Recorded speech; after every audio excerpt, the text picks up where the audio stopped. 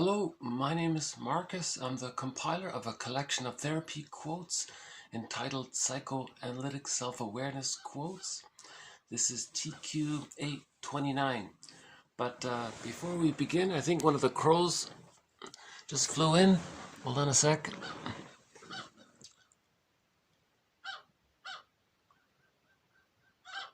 I'll make that three of them. Okay.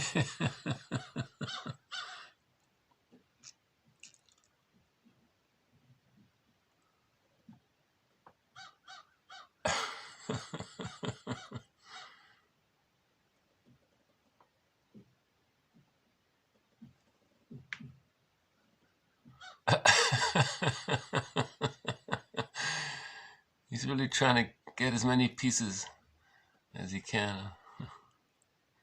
Okay. Okay.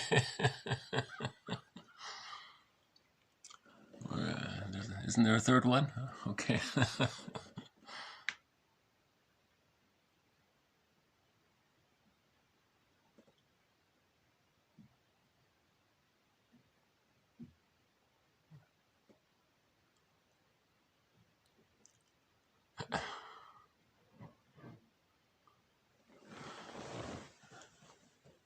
Okay, okay.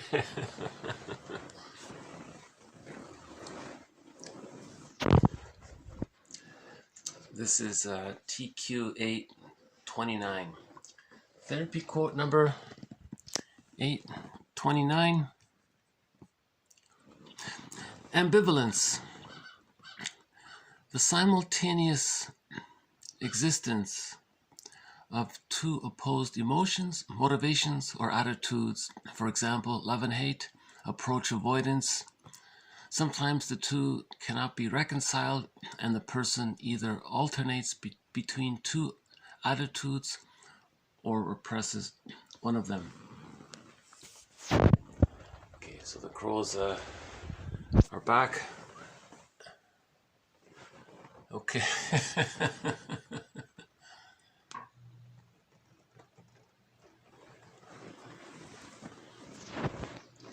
So this is one of the major themes in this series, this thread on unconscious ambivalence.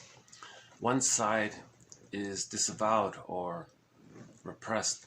So the mechanisms appear to be, with ambivalence, is that one side is too painful for the child to hold both experiences with the mother.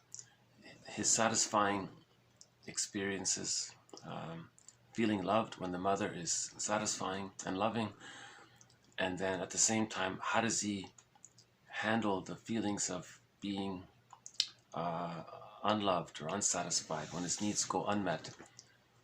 So the theory is, in the very beginning, the child can't handle both of these emotions, love and hate, let's say.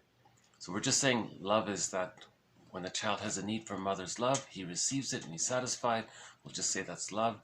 And if the child has a need and the mother's misattuned or unavailable, and the child feels scared and angry, so we'll say that's the hate. So the child maybe can't hold those two in the very beginning. So the theory is, so he cannot hold the ambivalence. His mind his ego is undeveloped. He's too young. So the theory is he'll deny one side of the ambivalence. Okay, he'll deny it, so it's become split off, compartmentalized, put in a box, and then repressed. So now there's unconscious ambivalence. But the child does this just for a few months in the beginning. As long as the loving memories with the mother outweigh the frustrating memories of the mother, the splits can come together. And then the child sees the mother as a realistic person, one person who's mainly loving, but sometimes frustrating, but he can handle it. He can handle it because the love outweighs the frustration. Oh, one of the crows are back. Hold on.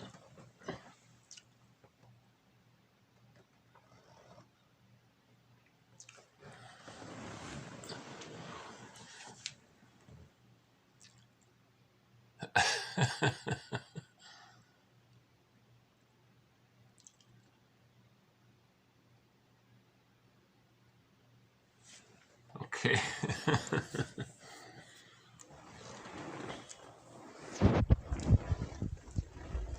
So the theory is that the baby creates two images of his mother. Right? So he splits the image of his mother into the satisfying image of her and the unsatisfying image of her. Right? But this is This is just for a short time. By the age of 6 months, the split images come together, and the child gets a sense of the mother as being one person. He gets it. But between birth and 6 months, the child, somehow the theory is, he imagines that there's two people. There's this loving person and there's this frustrating person. And he denies, he ignores or represses this idea that the mother is frustrating.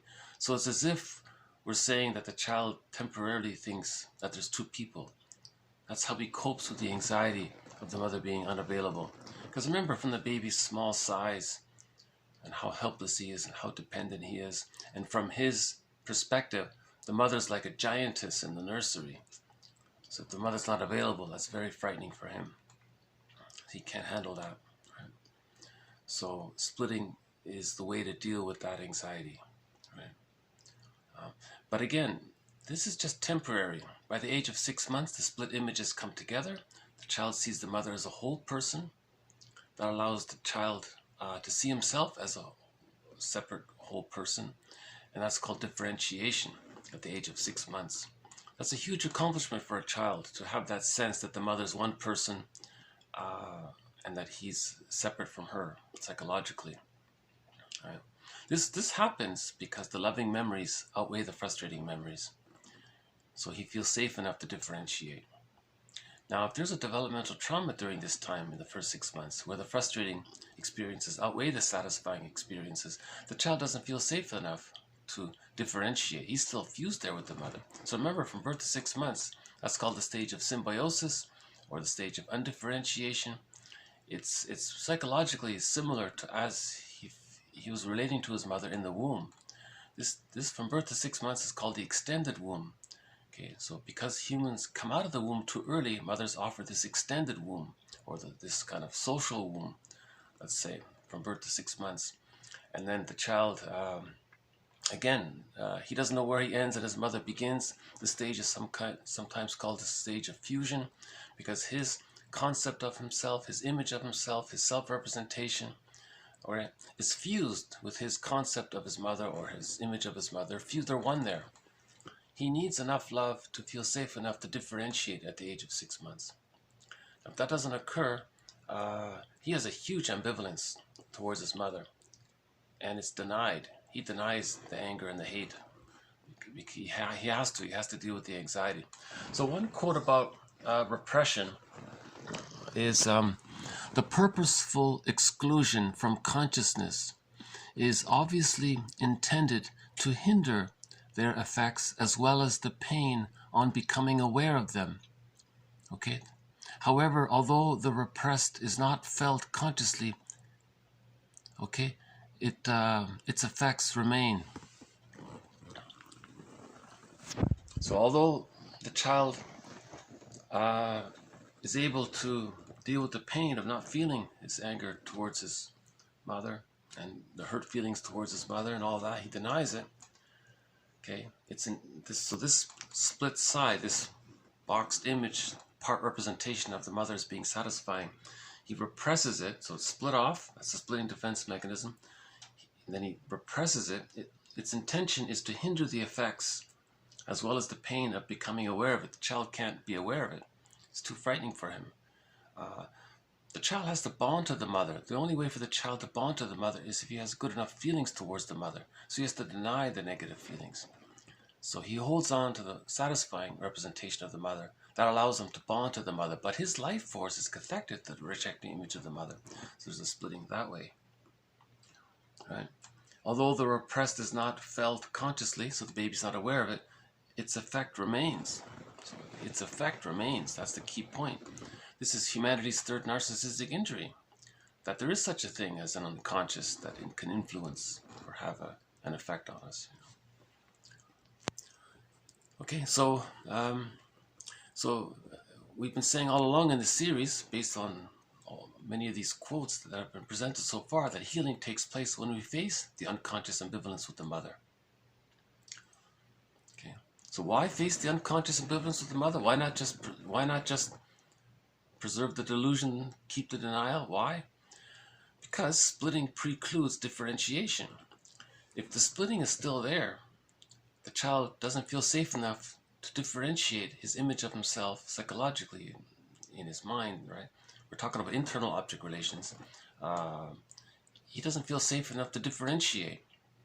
So again, the stages are, the first 6 months is called the stage of undifferentiation, or the stage of symbiosis, or the stage of fusion.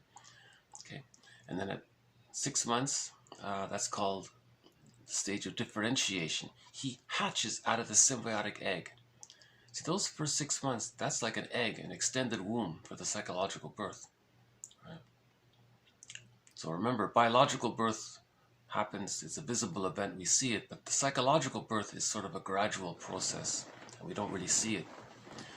So for the psychological birth, first we have this egg from birth to 6 months called the stage of symbiosis.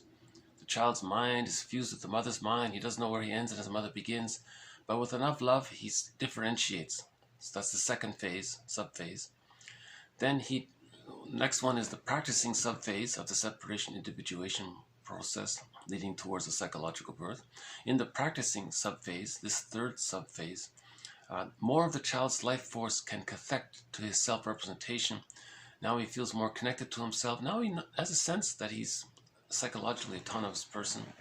He's an individual. He has more of that feeling. Now he feels safe enough to learn and play with his toys and explore a little bit. He's getting ready to walk. Then the next phase is the rapprochement subphase. Now he's exploring further. So the rapprochement subphase is sort of an extension of the practicing subphase. In the rapprochement subphase, the idea there is that the child can return to his mother for emotional refueling, seeing that the mother supports the idea that the child's going to become psychologically autonomous, that the child's going to psychologically separate from her, not physically. We're talking about sort of internal representations here.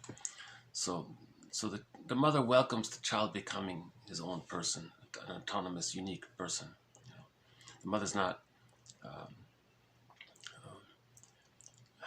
not triggered by any kind of separation anxiety if the child becomes a little more autonomous. The mother's okay with herself for that to happen. So, and then at the end of the rapprochement subphase, okay, roughly by the age of 3, all of these loving memories and memories of support for his process get internalized, they condense. This condensation of positive, loving, supportive memories become a part of his psychic structure called the holding interject, or the internalized good object. This allows much more of the child's life force to connect to himself, so much so that we now say he has access to the real self, and that's the psychological birth. The real self is a part of the personality with various capacities, okay, as described in a previous video based on Masterson's quote. So may I refer you to an earlier video that described the capacities of the real self: aliveness of affect, a wide range of affect. If a person needs to mourn, he can mourn. If the situation allows him to be happy, he can be happy. Appropriate affect, right? If he needs to feel remorse or regret, he can do so. Whatever feelings he needs to have, his body, the real part self, will allow the person to have those feelings. The real self allows the person to know his uniqueness and his individual wishes. It allows him to self-activate and not feel any kind of guilt that there's no thoughts that he's betraying his mother or he's rebelling against his mother. It's an expression of his real self. So it's meaningful for the child to have that kind of expression of the real self. And there are other capacities of the real self: spontaneity and creativity and so on, mutuality and so on, intimacy and so on. The real self part of the person allows the person to be close to others, to make I statements, and it doesn't have these exaggerated fears of engulfment or abandonment, right? Because the child's life force is connected to himself much more. Right? The plumb line is to the self, so to speak, one person said. One person's metaphor for it. So Now back to the first stage from birth to 6 months. If the child didn't get enough love to differentiate, okay, that means the splitting mechanism is still there. And one side of the split, the hate side, is denied. So the splitting defense mechanism is still there. So splitting, if that's still there due to developmental arrested development or fixation there, a fixation at the rejection level of not getting enough love to differentiate. So splitting precludes differentiation. Okay, so that means splitting differentiation means he knows himself. He has a sense that he's a separate person. So splitting precludes differentiation. Splitting precludes the person thinking that he's his sense of self. Splitting precludes ontological security and basic trust, because he doesn't get the internalized good, the holding interject or the internalized good object, because his life force is still overly cathected and fused with the rejecting image of the mother, and he's caught in this unconscious battle with the mother, and he's stuck there. He didn't advance out of it. He's frozen in that early stage, psychologically, emotionally, within his memories, that kind of thing. So splitting precludes the psychological birth. He doesn't get the psychological. You need a secure attachment style to get the psychological birth. Okay, the insecure attachment style precludes the psychological birth. Okay.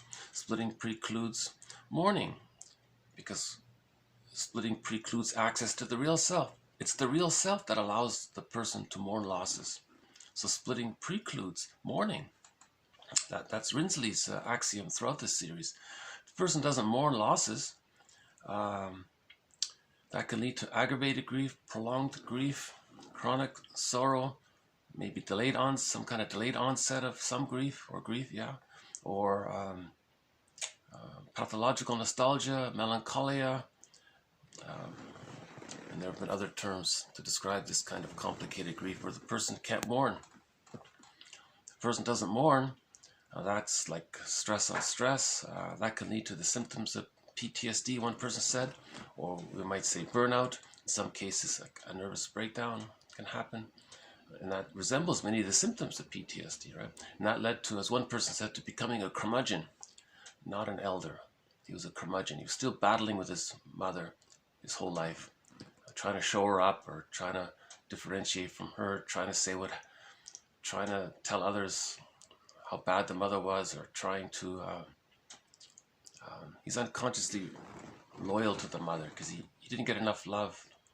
Remember what Rinsley said, the more rejecting the mother is, the more the baby needs the mother, the more the baby clings to the mother in the psychological, invisible realm, right? So the curmudgeon is still battling with it in that situation. It's called arrested development in the psychological realm. We're not talking about arrested development in sort of his cognitive capacities. He may be an engineer and all that, and he may be, of course, the body chronologically develops, but in that kind of psychological sense, he didn't achieve the psychological birth. He's still unconsciously battling with the mother. In the narcissistic pattern, for example, he becomes the mother. He does to others what his mother did to him. He's trying to say what his mother did to him, so he's still in that battle with the mother. That kind of thing. So the main thread, the main idea in this series is, one of them is, we have to face this unconscious ambivalence with the mother. It's that we're not aware of it. That unconscious anger towards the mother, it's denied, it's repressed, it's split off, it's compartmentalized, it's disassociated. No one wants to face that. It's too painful. But one person said therapy is facing at 30 what you couldn't feel at 3. Right?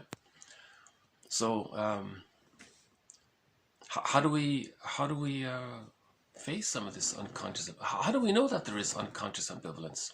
Well, if the splitting defense mechanism is still being used, that's a clue that the unconscious ambivalence is still there.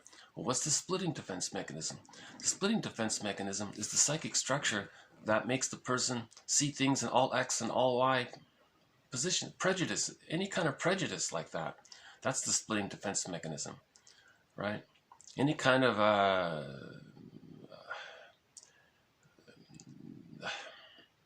this good and this bad, or these kinds of extreme sort of separate good, bad, highly ideal, one side is highly idealized and another side is highly devalued. This kind of splitting defense mechanism is still there. So prejudice comes from that kind of idealized or devalued, that kind of thing. We're not seeing people as people, right? You need the psychological birth for mutuality to see people as people. The psychological birth includes whole object relations, genuine mutuality there, seeing people as regular people caught in their existential dilemma. We're not seeing people through the lens of the baby's perception of the mother as goddess or demon. That's the splitting defense mechanism, unconsciously seeing people in those kind of extreme, exaggerated, wildly exaggerated terms, unrealistic. Splitting is a huge distortion of reality. Right? So the person can see that they're still using the defense mechanism splitting. That's a clue that there's unconscious ambivalence towards the mother. Unconscious ambivalence towards the mother means that the person unconsciously has feelings of hate towards the mother, but he doesn't know it. He's denied it. Because as a baby, it was too painful. He's frozen there, so he never grew out of that. He could never bring the splits together. So therapy is bringing the splits together. How do we bring the splits together? We have to face the ambivalence. We have to face the unconscious anger towards the parent. One suggestion is to help people realize this.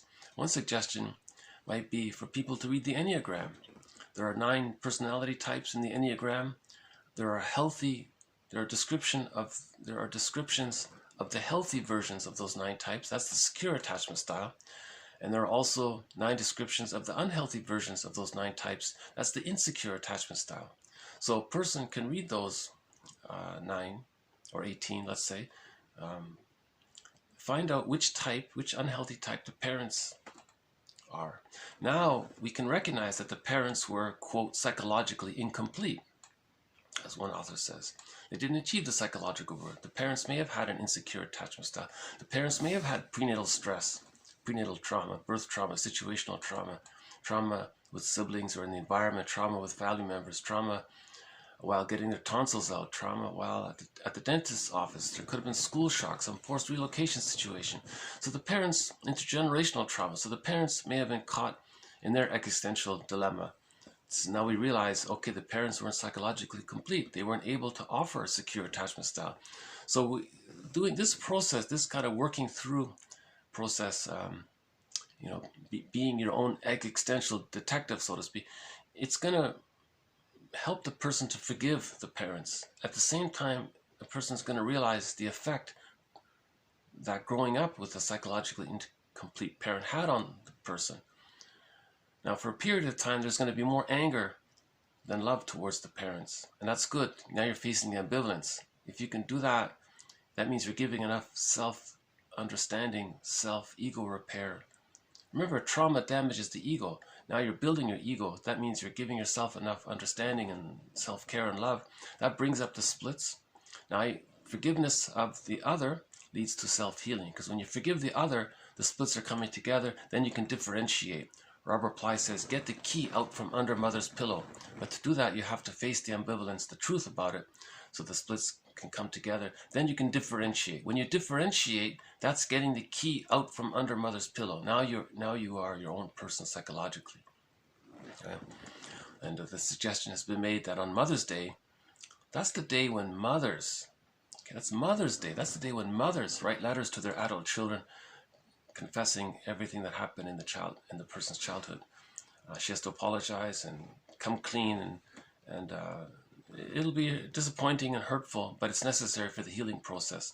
So that's Mother's Day, and fathers would do the same thing. So Mother's Day and Father's Day, that's when the mothers and the fathers write letters of apology. They explain, was there birth trauma? What was the situation like around the birth? What happened in the first 3 years, let's say? Be as specific as possible. Whatever happened, just come clean. Okay, that'll be disappointing. It'll be very emotional. It could be very healing. The truth will set us free. So it'll be very healing. It'll be an emotional process. But I think that's what Mother's Day should be about and Father's Day should be about. If we want to celebrate our parents, we can do that on their birthdays, let's say. Because remember the self-help quote, parents are there to meet the needs of the children, not the other way around. The way Mother's Day is, it's sort of like the other way around. Again, wouldn't that be healing if on Mother's Day women wrote letters to their children, both their daughters and sons, about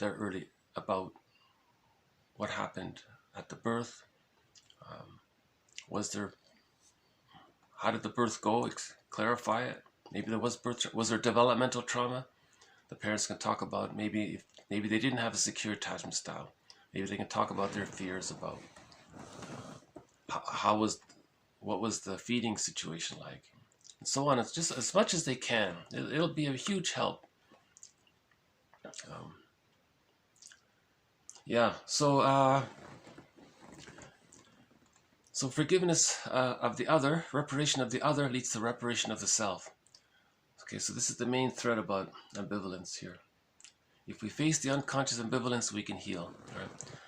Otherwise, we just repeat, act out, and repeat and act out our developmental trauma, or we talk and remember and heal. Right? Okay, let's move on to the next definition from this dictionary here. We've got the Cannon-Bard theory, which says that psychological experience of emotion and the physiological reactions produced by the body, or the autonomic nervous system, are independent of one another. Okay, now we can compare this theory with the James-Lange theory, which states that physiological changes occur first, and the emotion is simply the perception of those changes. Okay, this is sort of a both-and situation. There's a children's dictionary called Emotionary. It's a dictionary providing definitions of emotions for children. It's called Emotionary. And in the introduction to that dictionary, they emphasize that this second theory, that you may have an emotion, and if you're not aware of it, well, you're still having the emotion. But if you're aware of it, now you're feeling the emotion. That's called a feeling. So if you're aware of the emotion, we're saying it's a feeling. If you're not aware of it, then it's just an emotion that you're having, but you're not aware of it. So if you're aware of it, you're feeling. So they're emphasizing first the bodily sense of it, and if you're aware of it, then that's your feeling or emotion, like that. The first part says that emotions come from the autonomic nervous system, the flight response, the stress response, the body's response to stress, the fight or flight. So there's some emotions there. And then other emotions are more maybe psychologically based. For example, if a person does reach the psychological birth, and they have access to the real self, one of the capacities of the real self is a wide range of affect. They can feel vigor and aliveness of affect. They have more nuance, more variety of emotions are there. Positive and negative, or satisfying and unsatisfying emotions there. A wide range. If they're forlorn about, if they feel delighted and maybe sort of playfully spontaneous, they're happy that way, or they can enjoy something in a new way. There's a wide range of feelings there. So those are maybe more psychologically influenced or derived emotions based on this psychological side of emotions. Then you have the more physiological side of emotions, the fight, flight. I think one metaphor for this, is that movie Inside Out, at least to some degree, a few years ago, Inside Out, an animated movie where on one side you had the characters at the console, fear and anger, and I think there was a third one there. So fear and anger represented the physiological response to stress, the fight, flight response to stress. Fear, and that's the main emotions there. From the body's response, physiological response of the body, autonomic nervous system. Then you had another side of the movie where the characters' joy and sadness were in this other world. And they were working towards healing the person. So that's more of the psychological aspect of emotions, right? So there's like there's like two categories of emotions. One's that comes from the autonomic nervous system, the fight-flight response, and then you have other emotions related to psychological development. The more psychologically developed the person, let's say, the more access to emotions they have. Because if there's arrested development very early on, the main emotions are fight and flight. If there's arrested development, let's say within the first 6 months, the main emotions are fear, anger, hate, envy, greed, schadenfreude, spite, vindictiveness. It's all mostly those kinds of emotions, right? Remember, the child needs enough love to differentiate. If the child doesn't get enough love to differentiate, of course he's going to be angry. Right? So I think this is a both-and situation. Some emotions are from the physiological response to stress. Some emotions are more maybe nuanced because of this, because the ego, because of the internal object relations, because of differentiation, because of the holding interject. There's inner safety there. If a person has ontological security and basic trust, right, from the internalization and crystallization of all, or condensation of all these loving memories, that allows the person more access to feelings. He's free to feel. He's emotionally free. The bluebird of happiness comes from, as a metaphor of aliveness of affect and a wide range of affect. Okay, that's one of the capacities of the real self, where the real self allows the person a wide range of affect and aliveness of affect. So Shirley Temple, I think, so we've been saying in this series, that's the bluebird of happiness, because sometimes the blue jay makes an appearance. But so far we haven't seen the blue jay yet, but maybe we'll stop by the end of this video. The blue jay is one of the companion animals in this series. So the blue jay, the crow, and the fox are the three companion animals in this series. These three make appearances while we're taping here. Okay.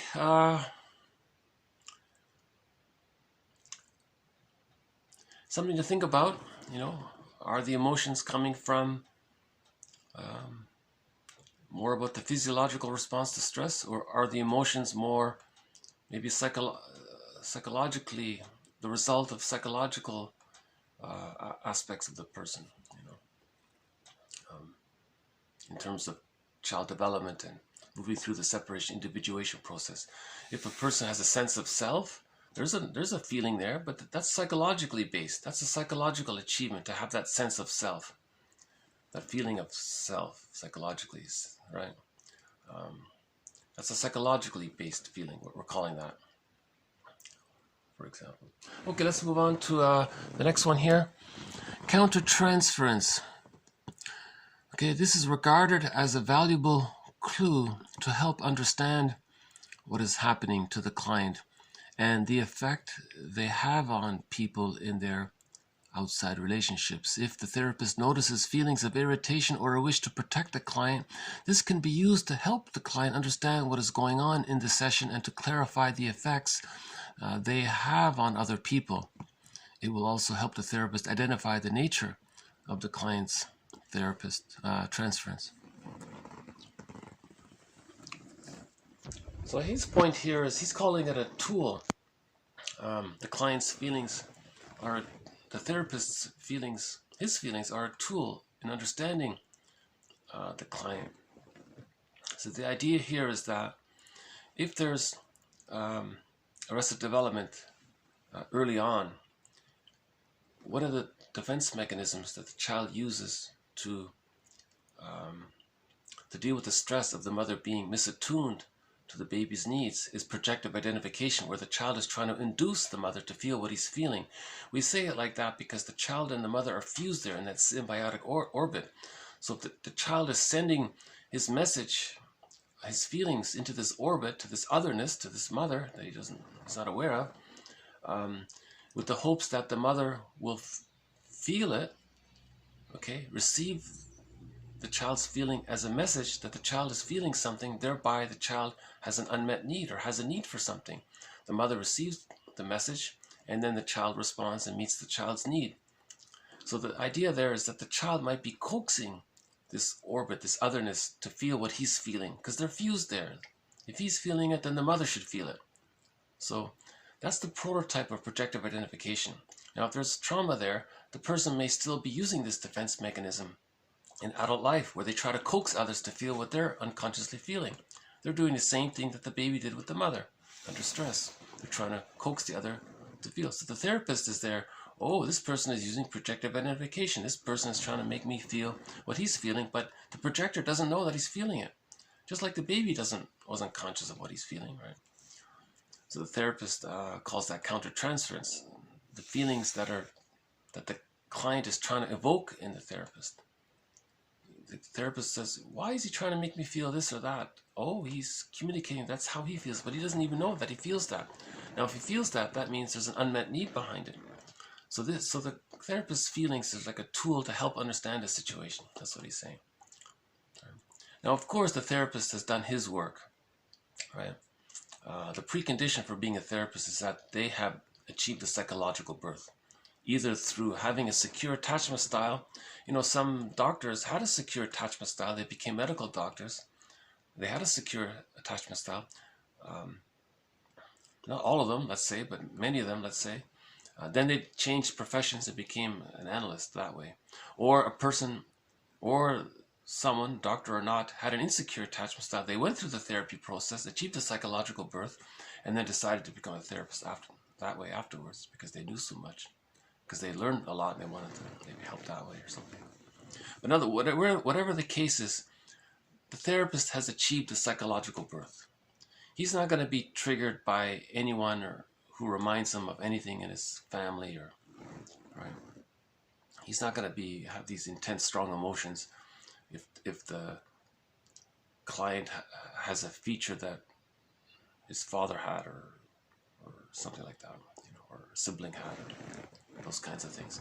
So the therapist has done his work. He's healed, right? So that's why we're saying that his feelings are kind of in response to the behavior of the client. That's why we're saying that the therapist's feelings are a tool to what's going on with the client. So he can offer what's called transference interpretations and so on. Okay, next one. So we'll have more on that in future videos. Okay, defense mechanism. A way of avoiding unwanted information about themselves or the outside world. They have the disadvantage of distorting one's understanding of reality. A few of the most common are repression, okay, reaction formation, projection, rationalization, denial, and identification with the aggressor. This is one thing I liked about this dictionary. It included identification with the aggressor as one of the main defense mechanisms. The theory here is that, how does the child deal with the mother if she's being impinging and unavailable and demanding and golfing and using the child? Or how does the child deal with the pain of all this? He can't. One theory is he gives up. He just identifies with the aggressor. He becomes like her. When he does that, that's the narcissistic pattern, the fusion there, where he identifies with the aggressor. So from the baby's point of view, if the mother's unavailable or impinging, the baby feels shamed, devalued, humiliated, hurt, rejected, objectified, exploited, used, all of these things, right? It's too painful for the child. Oh my goodness. So the theory is the child's just he surrender. I don't know what he thinks, but the theory is, because of the fusion there, the child's just gonna be like, he becomes like her. He is her, basically. Now, he grows up, does to others the same types of things that his mother did to him. He's going to objectify others, exploit others, use others, put others down, because that's how he felt. He's doing these things to communicate that that's what happened to him when he was a baby.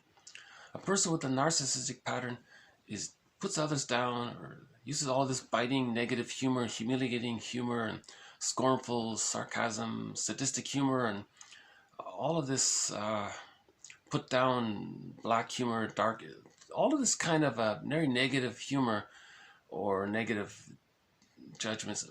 He's trying to say that's how he felt as a baby with the mother. He's trying to communicate what happened to him with his mother. You see, the burglar calls that a negative magic gesture. He's doing to others what his mother did to him to communicate what his mother did to him. You see, so that's an aspect of the developmental trauma.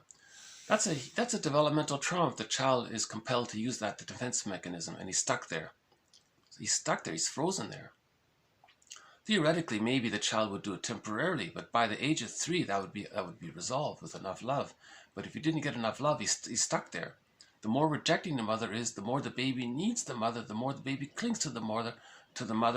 At some point, it gets to the point where the child just identifies with the aggressor, becomes her, as they're very fused there. So the narcissistic pattern, the main emotions are anger and spite and envy and greed and so on.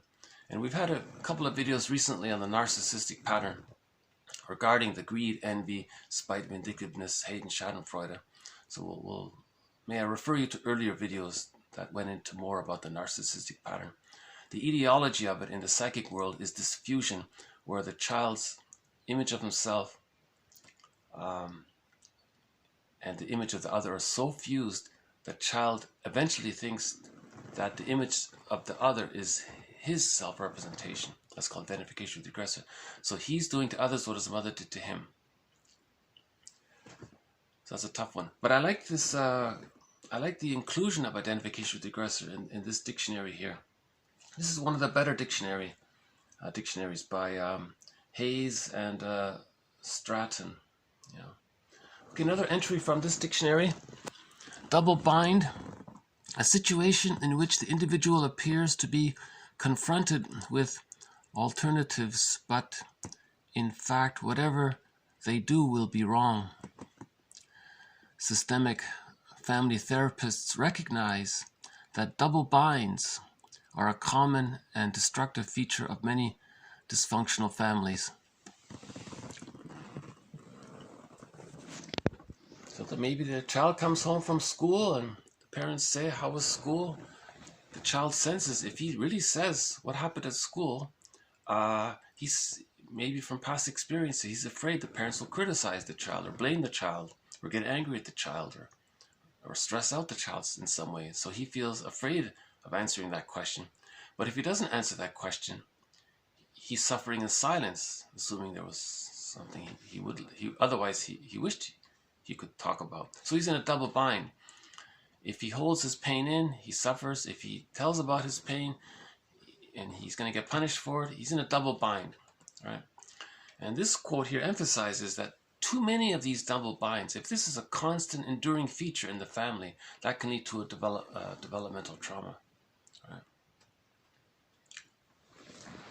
Okay, the next entry, yeah, some of these quotes are challenging. Yeah, I will end on a song. Hopefully by the end of this video, it'll end on a lighter note.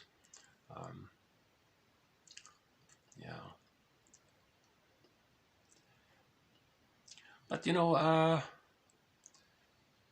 the positive intention here is to understand what's happening, and in the process, maybe some emotions come up. Maybe that means we're safe enough to, we feel confident enough to start to metabolize some of our old undigested hurt, or to understand what's going on. But anyways, we're just trying to understand things. Keeping in mind Robert Bly's statement, 30% of what you're going to hear is wrong. It's up to you to figure out which 30%. So this is very philosophical. A lot of these quotes are based on inference, and a lot of it's theory. Some of it may be helpful, some of it not so much. Each person for themselves is going to have to sort of sort that out, kind of thing. Anyway. Okay, we'll move on to the next one. Fixation. The failure to progress from an earlier stage of development or an earlier relationship.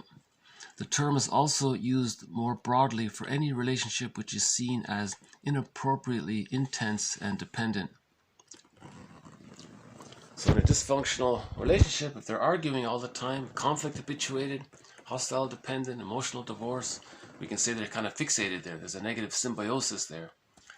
But I'd like to use Bergler's idea about fixation. He says if there's arrested development between birth and 6 months, there's a fixation at the rejection level of not getting enough love to differentiate. So there's the fixation level of there's the fixation. The fixation, they're stuck there at the rejection level of not getting enough love to differentiate. So that leads to a variety of patterns there. The narcissistic pattern, okay, the hostile provocative style. The person is hostile and provocative to say that they didn't get their symbiotic needs met. They're trying to say the reason they're so aggressive and hostile and provocative is because they're trying to say that they didn't get their symbiotic needs met.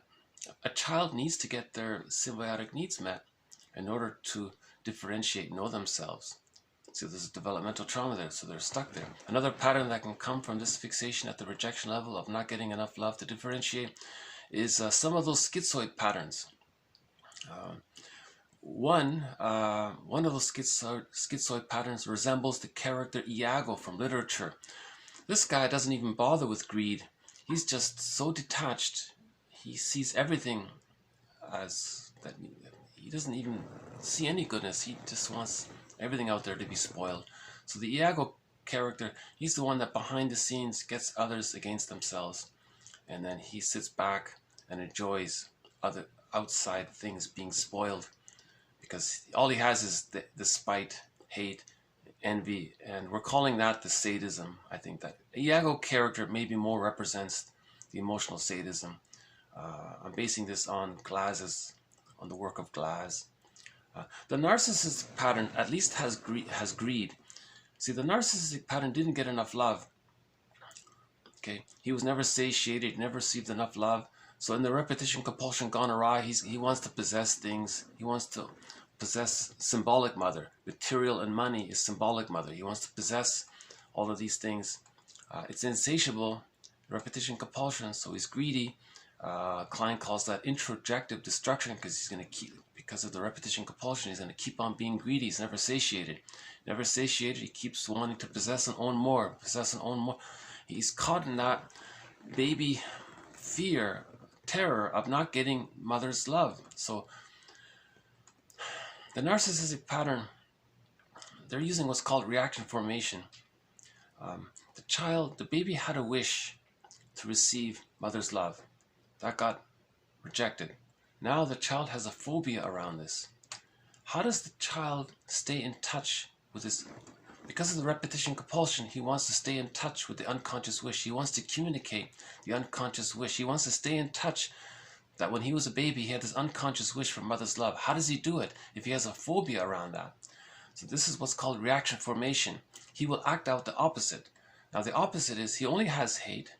So his hate is a communication of that when he was a child, he wanted the reverse. Reaction formation is acting out the reverse of the forbidden wish, right? So in general, we say reaction formation is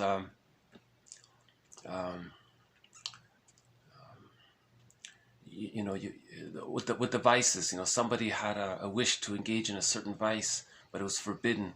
So they would advertise passionately against that vice. That's their way of staying in unconscious. That's their way of saying that they have an unconscious wish for that vice. So the example was smoking. He said smoking is so terrible, but he secretly wished he could. But for some reason he had a phobia around there or something like that.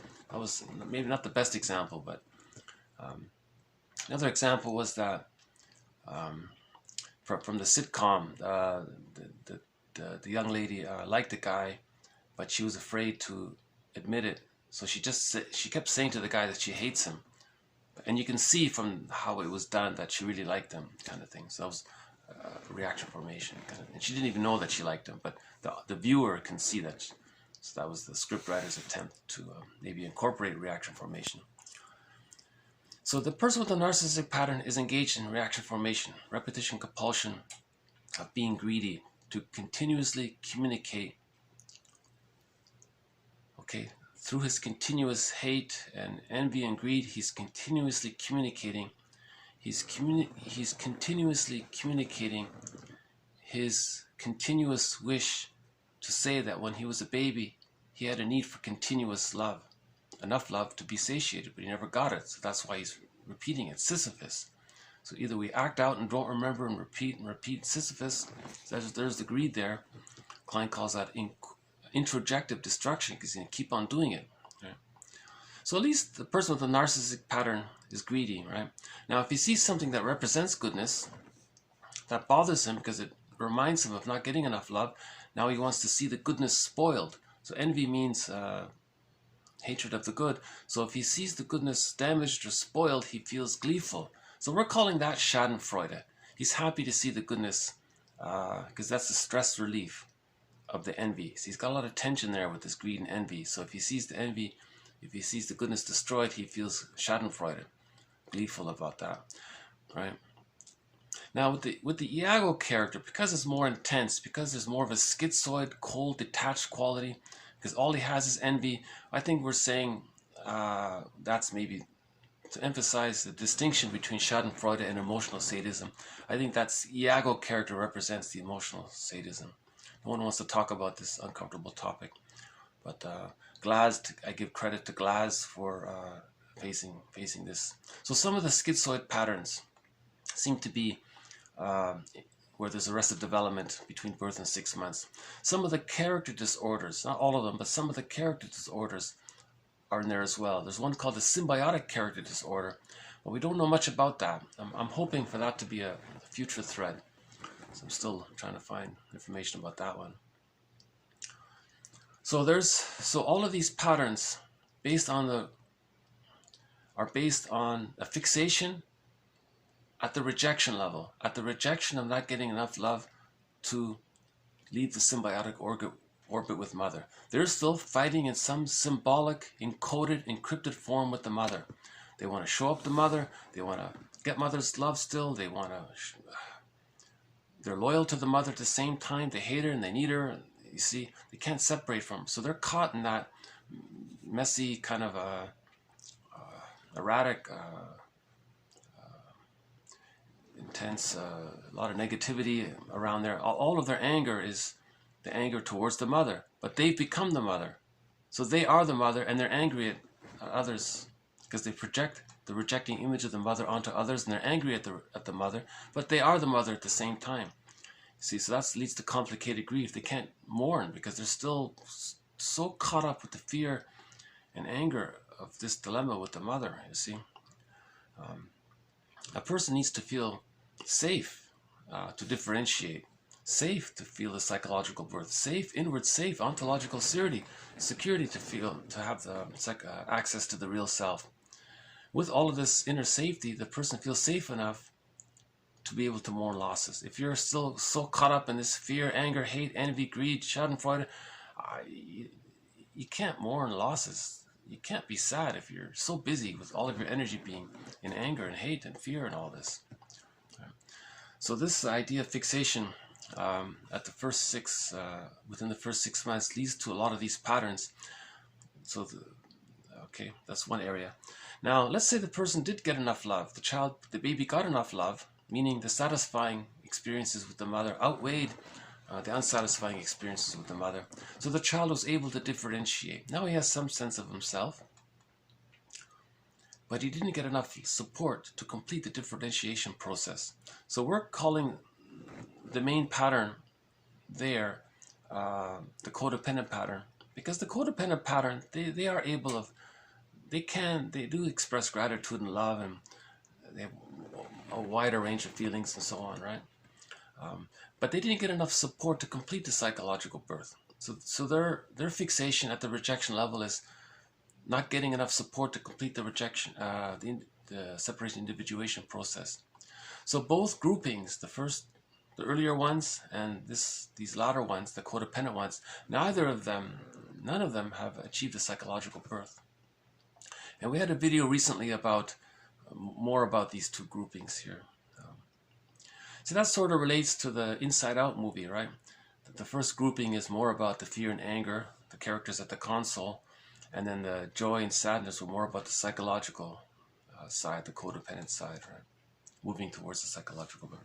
Okay, we'll have more to follow. Each quote is just an attempt to build on previous quotes, and so it's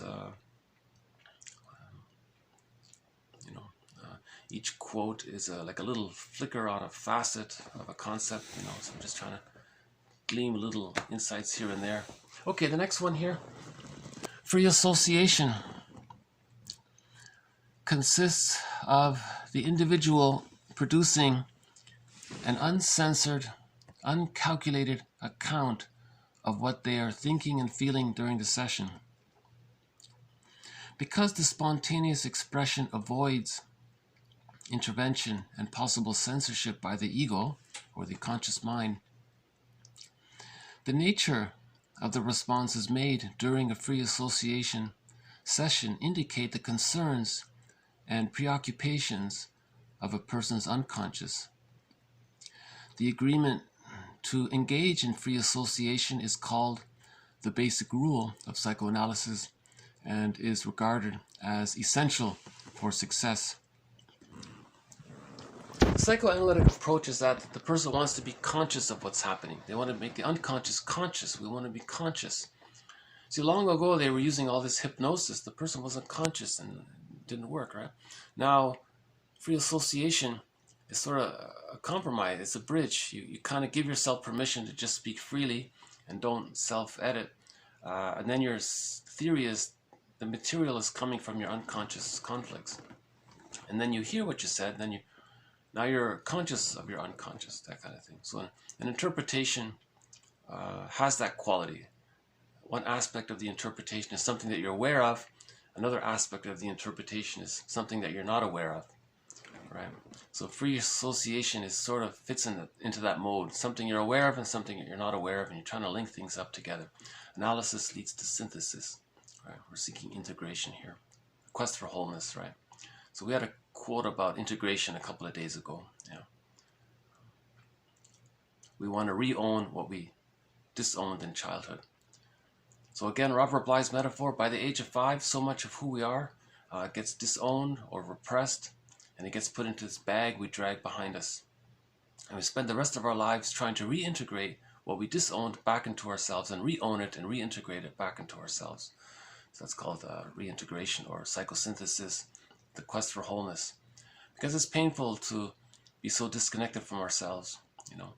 So this bag we drag behind us is sometimes called the second self of the unconscious. Sometimes it's called the stranger within or the secret self. The one who walks with us, who's not like us, but who is us. One poet says, there's someone living my life and I know nothing about him. All right. In literature, it's the motif of the double, the character of the double. There was this one silent movie where the guy was arguing with somebody. It was a metaphysical sci-fi story. This other character was him. It was all that he didn't know about himself was in that other character. And when he hurt that other character, he was hurt. And he never made the connection. So the lesson there was that there is such a thing as a compilation of aspects of ourselves, and to be aware of it, we can maybe personify all of these characteristics into a character called the stranger within, or the skeleton, or some other person, the alter ego, or that kind of thing. So the idea is to reintegrate as much as we can of what we disown back into ourselves. Klein says there's never perfect integration, but you want to integrate as much as you can.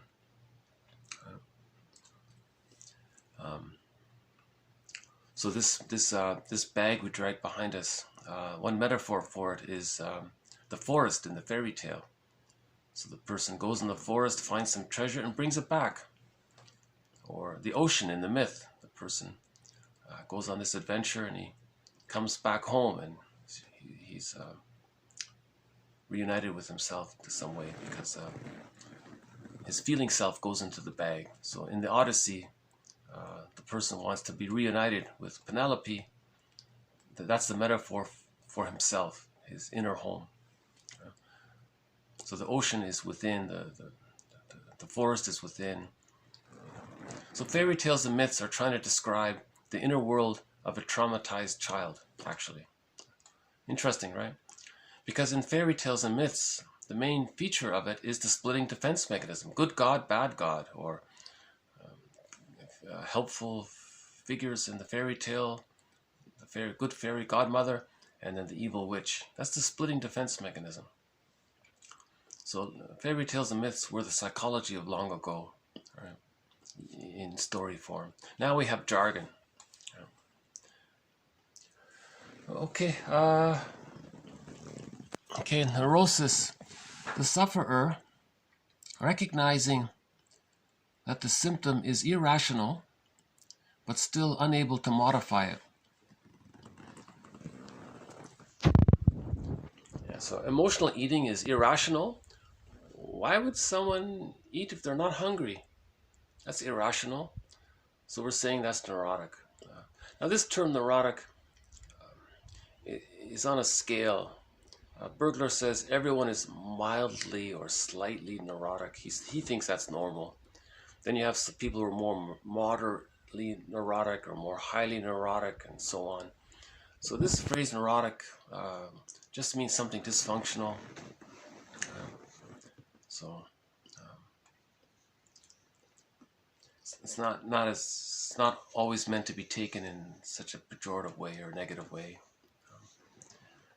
It's just a convenient way of saying something's off, I guess.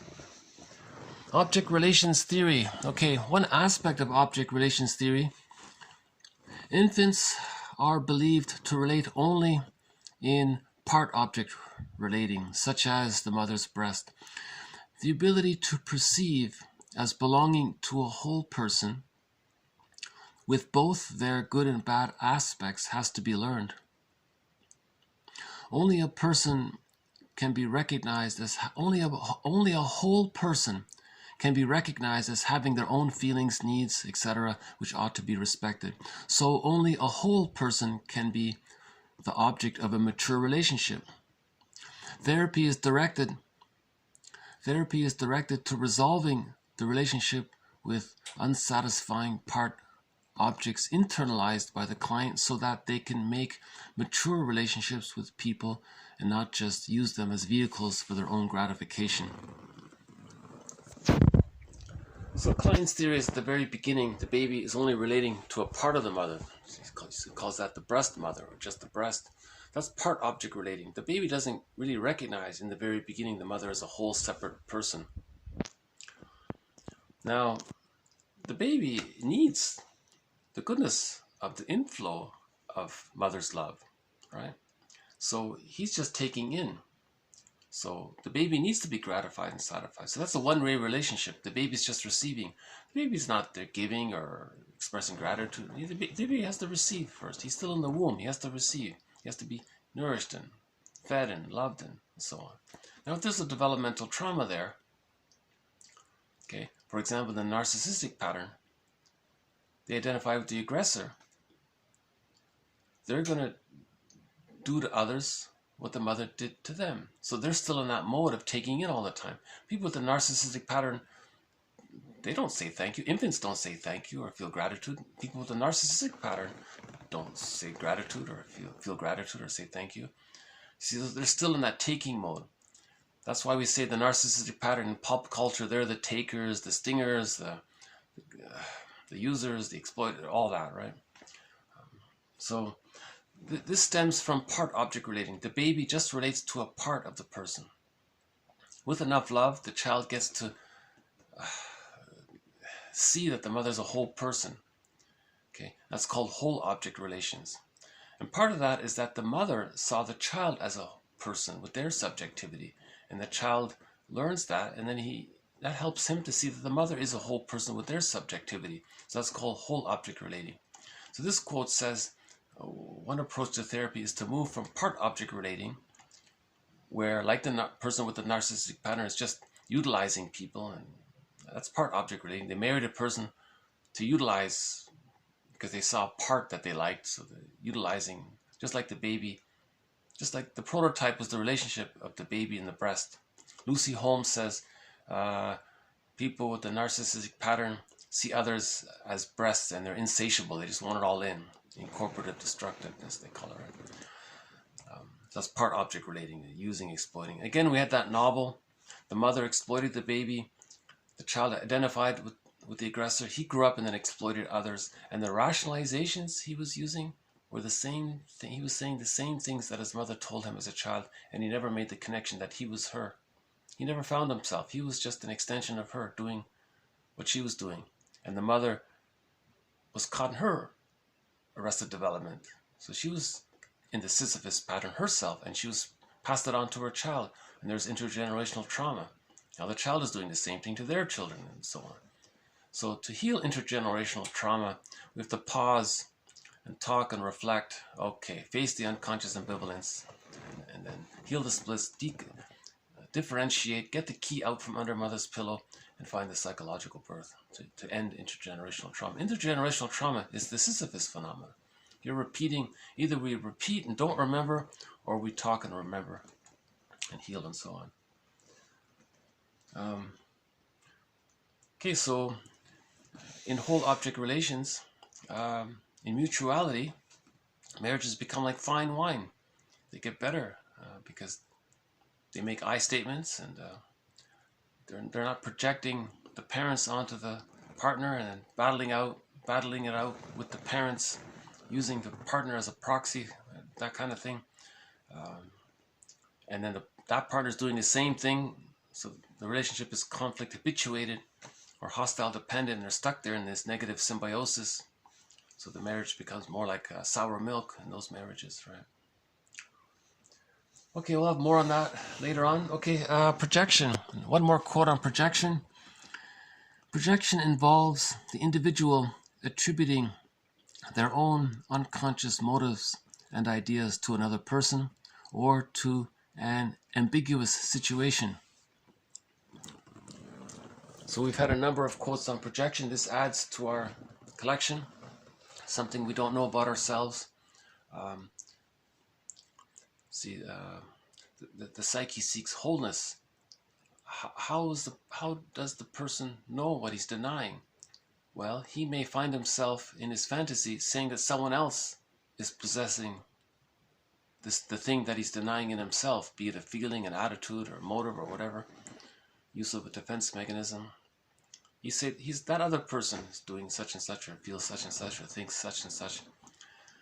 The psyche is doing this for the person to see what he's denying in himself. It's called the mirror defense. He's creating this mirror, okay, so that he can look in the mirror and own his projections, kind of thing. Heal the man in the mirror, you know.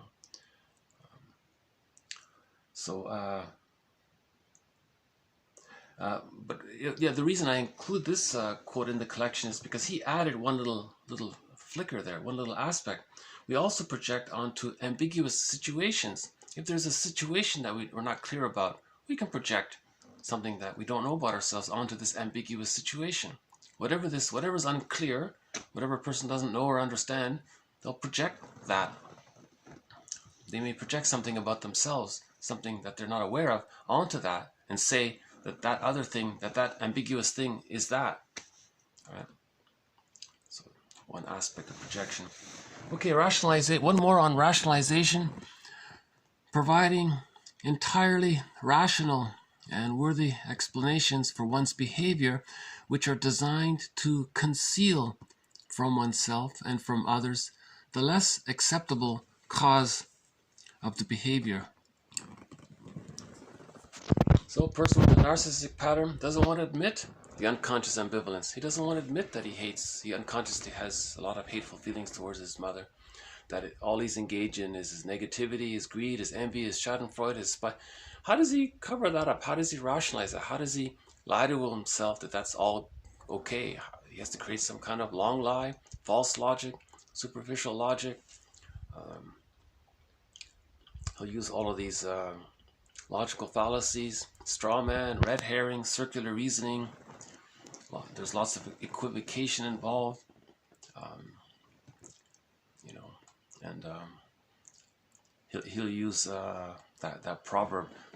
A half truth is the father of many lies, and the other one was the best way to tell a lie is to include a few crumbs of truth in it.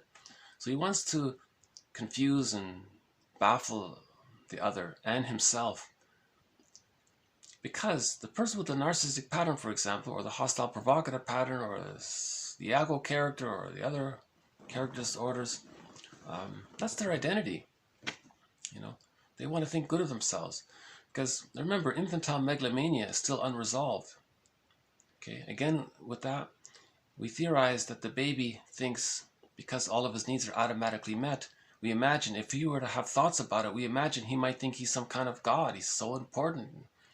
Now, in the extended womb, from birth to 6 months, that still continues. That's called infantile megalomania. So he thinks he's so important, and it's all about him, and so he has to preserve that image. How does he? So he thinks that's good. He's entitled and all that, and the baby is entitled, but he's fixated there with this entitled concept that he's supposed to get the love in. So he's fixated there. So he thinks now that's why he thinks he's innocent. You know, he's doing these horrible things, but he thinks he's innocent because he's stuck in this baby thinking, you know. So there's the confusion where he's doing bad things, but he thinks he's good, you know, because he identifies with the aggressor. From the baby's point of view, the mother's omnipotent and grandiose and all powerful. He becomes her, so he thinks the mother's good. He has to for the attachment needs. So he thinks what he's doing is good. You see the confusion there? So he has to use rationalizations to preserve his image. Maybe it's some form of having your cake, wanting your cake and eat it too, or something. He wants to be negative and think that he's so good. Some form, something like that, I guess. So rationalizations are long lies. If you study all of these rhetorical devices and logical fallacies, you can see them. There are hundreds of them. They'll use all of them endlessly. And we had that quote from the movie about the salesman. He said, if you create a convincing rationalization, your lie, you'll always win with your lie. He used emphasis. That quote was specifically about rationalizations. He was advising people on how to be a salesman. You have to make your rationalization so convincing that your lie is right, it's good, or something, that's true, or something, the falsity. You see? So rationalization is an important concept. Now, Laughlin, we had a very good quote from Laughlin maybe a month ago or maybe 2 months ago from Laughlin about rationalization. I think the heading for that video was rationalization is ... That's a good video, I think. Good quote. Okay, we'll do 2 more here. Okay, unconscious. Mental activity which is not available to consciousness because it concerns material which is too threatening to the ego to be recognized directly. It has its own way of working. See primary process. For example, there is no awareness in the unconscious. Primary processes take no account of time and space, so unconscious memories are frightening. Unconscious memories of frightening childhood events are just as real, powerful, and present as current perceptions. Yeah, so if someone is triggered, reminded of some painful childhood event, it feels real. The unconscious doesn't know time and space and all of these things, you know. Like in dreams, you might have a fragment from the present and a fragment from the past and an emotion from a month ago. There's no time and space. It's called primary process thinking. So this bag we drag behind us, for Robert Bly's metaphor, that's the unconscious. That's the unconscious self. And it thinks differently, and it influences us. So we had that quote from Darrow about the stranger within. He called it the skeleton. You want to welcome the skeleton character. Give it the best seat at the fireplace. Treat him as an honored guest who had a right to be, who's a wise teacher. He's a part of you. You want to integrate him. You want to accept him. You want to have a relationship with this character. That's having a relationship with yourself. And that relationship, Sanford says, that's healing in itself, having this relationship with your unconscious self. So you want to have a dialogue with this character. And yeah. Okay, we'll do one more. Unconscious motive. A motive of which the person is unaware, but which continues to have an effect on behavior. For example, a student may underachieve during exams owing to an unconscious rebellion against parental pressure to succeed. Human behavior is often influenced by such unconscious motives, and disentangling them such that the individual becomes aware of what is going on can be one of the main tasks of a psychotherapist. So, for example, a burglar has this thing called the grand design. The person may spend his whole life trying to show up the mother. If he's living in some kind of self-defeating way, he's trying to say, look how bad mother was. Or sometimes a person doesn't want to give credit to their parents. So they sabotage because they don't want to be reminded of how the parents always took credit for it was painful for the parents to always take credit for their child's achievements. So the child decided, I'm not going to give my parents such satisfaction. anymore, so he'll be self-defeating. We had that quote from Burglar as well, about that guy who was drinking too much wine, and the anecdote, the story was the client reported to Burglar that he told him that one day he was drinking wine, and his mother, who witnessed it, said to the client that she feels pained by it. At that moment, he doubled the dosage or something, and Burglar interpreted that he was trying to expel the mother. He was trying to hurt the mother unconsciously, through this harmful fluid, I guess. I'm not sure. I didn't fully understand it, but there's this theory that there's an over-attachment. There's a loyalty to the mother. Right? So a lot of the things that we may do with an insecure attachment style is to preserve that loyalty. Right? So there's unconscious motive he's talking about. Okay, I'll just leave it here. So these all come from a dictionary by Stratton and Hayes. I think one of the better ones, yeah. So I'll just maybe end on a song. I'll just play in the background here. So this is Call of the Moose by Willie Mitchell.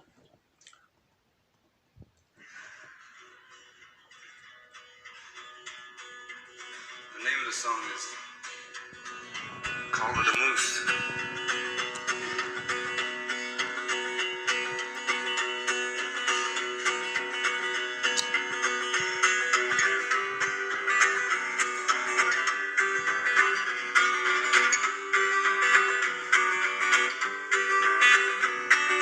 Listen to the older folks, what they have to say.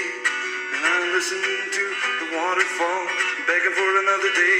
And I listen to an eagle cry, dying high in the sky. And I listen to the call of the moose as she lays down to die. Don't you know, we gotta let him be.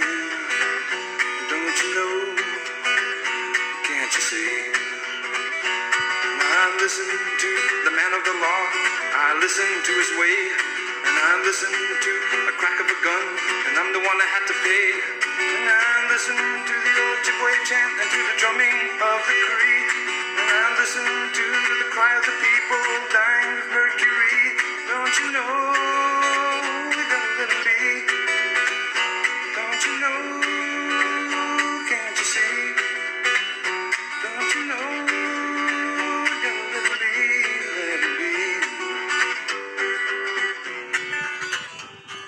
This song is just sort of a...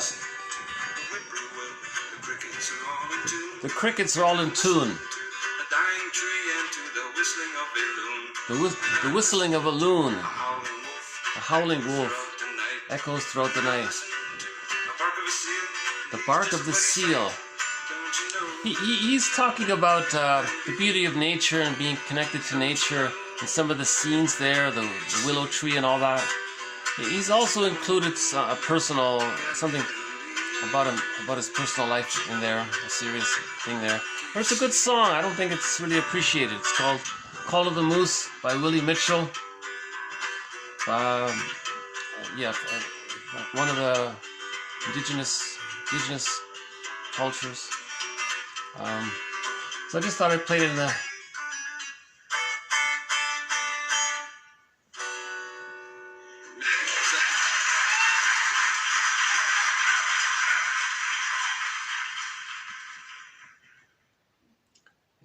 So we'll just play that again here. Okay, so in the background we have the song Call of the Moose by Willie. Call of the Moose, there he is. Okay, so we talked about a little bit about ambivalence. That's one of the main ideas in this thread. We want to heal the unconscious ambivalence. How do we even know that there's unconscious ambivalence? That's in the bag we drag. It's unconscious. We're not aware of it. It's been repressed. But a clue to it is the use of the defense mechanism of splitting. Splitting can be seen with extreme ideas or prejudicial ideas like this. So if we heal the splits, we're healing. We're seeing things more realistically. We're forgiving our parents, and then we can differentiate. We'll have more quotes on unconscious ambivalence. It's a major concept. A little bit about anxiety. You may have an emotion and you're not aware of it, but if you're aware of it, we can say it's a feeling because you're feeling it. So you're feeling your emotions. One more on countertransference, how the therapist uses his emotions as a tool to understand his client, right? Because the client is unconsciously trying to evoke the therapist to feel what he's not feeling. Defense mechanisms, okay, some of the common ones are there: projection, identification. Many of these infantile, immature defense mechanisms are meant to be existential hearsay by the age of 3. Prejudice is meant to be existential hearsay by the age of 3. That's an infantile defense mechanism. Prejudice stems from an infantile operation of the mind of seeing things in goddess and demon terms. The baby does that because of his small size, and the baby is very frightened if the mother's not available, so the baby thinks the mother's a frightening monster. And prejudice is operating from those kind of infantile images. And if there's a developmental trauma there, that's a sign of the unconscious ambivalence towards the mother that's being denied. Okay, one on double bind, fixation. Okay, where did the fixation occur? Did the fixation occur at an earlier level, or did it occur a little bit later on? Okay, we had one on free association, neurosis, object relations theory, projection, rationalization, unconscious and unconscious motive. So thank you very much. This has been TQ 829. More to follow. Thank you. Bye for now.